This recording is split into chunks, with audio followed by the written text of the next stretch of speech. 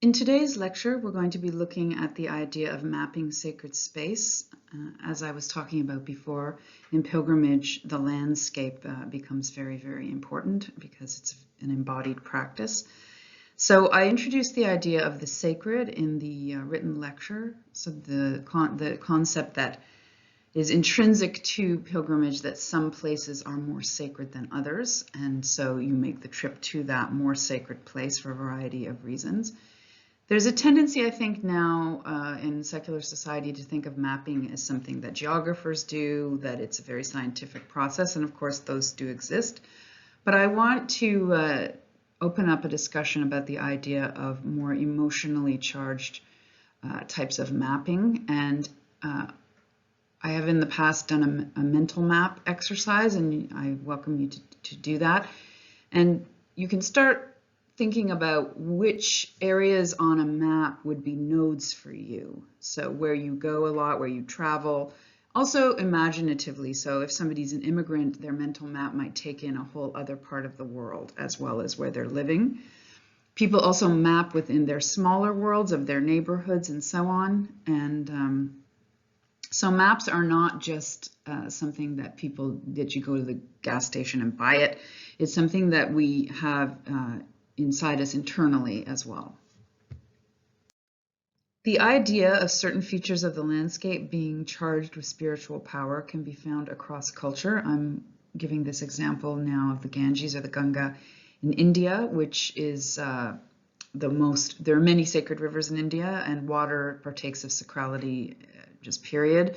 But the Ganga is undoubtedly the most sacred river for Hindus. And so many people make a pilgrimage to various points on the Ganges River. And so in the Hindu tradition, there's a whole series of myths that relate to the origins of the Ganges, and so it sits very centrally in the Hindu religious imagination. Another feature of religious traditions is the idea of mythology and sacred narrative attached to these places. And so this is an image of the goddess Ganga. So the idea that the river itself is a goddess, and there's a quite incredible myth about the Lord Shiva who brings her down through the locks of his hair and creates the river. So the gods, the goddesses are intrinsically intertwined with this river. The river itself is a goddess. And so you can see she's holding a lotus, which is a symbol of purity and spiritual awakening in Hinduism. She's also holding a water pot. And so it's very, very common for Hindus to take back Ganges water to their homes, and then they use it ritually until they've used it all. The sacred river is the River Jordan, and here we have an image of Christian pilgrims in the River Jordan.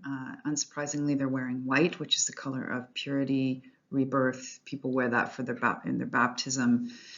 So this idea of baptism, which in turn goes back to the story of Jesus being baptized by John the Baptist in the River Jordan. And so it is very common for Christian pilgrims to go and fully immerse in the River Jordan. Now, in both cases with the Ganges and the River Jordan, we also see a kind of discontinuity of narratives, and so both rivers are quite polluted now, and so there's many people who would say you shouldn't be immersing yourself in that water. But I think it's rather sad that secular narrative that allows us to pollute and destroy the natural world seems to be stronger than the religious one, and we're seeing that one being reasserted, and I hope we'll see more of that, where we reassert that in fact nature is sacred, and so religions have within them that idea that these rivers are sacred and need to be protected. Another feature of the landscape that is consistently considered to be sacred across culture are mountains, and here we have an image of Mount Arafat, which is part of the Muslim Hajj, the pilgrimage. And so you can see the people on the mountainside wearing white. Again, in Islam, as in Christianity, white is the color of purity, of rebirth. And so this is a fundamental part of the pilgrimage, and I'll be talking about that in more detail when we get to that section of the course. But mountains we find consistently are associated with the divine. If we think of Greek myth, Mount Olympus, where the gods and goddesses live, there's a kind of intuition that it's higher up, it's closer to God. Also that from a mountaintop, you have a very different perspective. If any of you have been on a mountain, you'll know that feeling of where you're looking down over a whole vast landscape. It's a completely different sort of godlike perspective. And so mountains, also just because they evoke awe in us, anyone who's been in the mountains or looked out at mountains will say that they've felt this, that they're awe-inspiring in their beauty. And so mountains consistently are associated with the sacred. This is an image of Mount Kailash, which has many, many sacred meanings within the South Asian tradition. And so it's often associated with Lord Shiva, the great ascetic who meditates in the mountains. And so there are many, in India, many ashrams, sort of sacred monasteries where people go to pray and to focus on spiritual life in a mountainous area. Also, the mountain is associated with being the source of the rivers. So we see the connection between the sacrality of the river and the sacrality of the mountains coming together and creating a kind of super node of sacrality in the case of Mount Kailash. And no discussion of mountains would be complete without including the pride of Canada, the Rocky Mountains. And I would argue that within a more secular discourse, these have almost kind of sacred meaning within Canadian and larger North American society. The Rockies go down into what's now the US as well. They certainly have religious meaning for Indigenous nations. And so I think in a certain, there is a kind of, on some level, a shared mapping of the Rocky Mountains as something awe-inspiring. And if any of you have been through them and in them, I don't think you will argue with me. This is an image of Lake Louise, which is this incredible turquoise color, and then the mountains behind. It's just one of the most beautiful things anyone will ever see. And so I think even for people who aren't religious, that these images and going into these mountains is awe-inspiring. I'm going to end this presentation by looking at the idea of sacred city as center of the world, and this builds on the work of religious scholar Mircea Eliade, who developed this idea of the sacred city as the sort of imaginative center for religious traditions, or the axis mundi around which everything else revolves.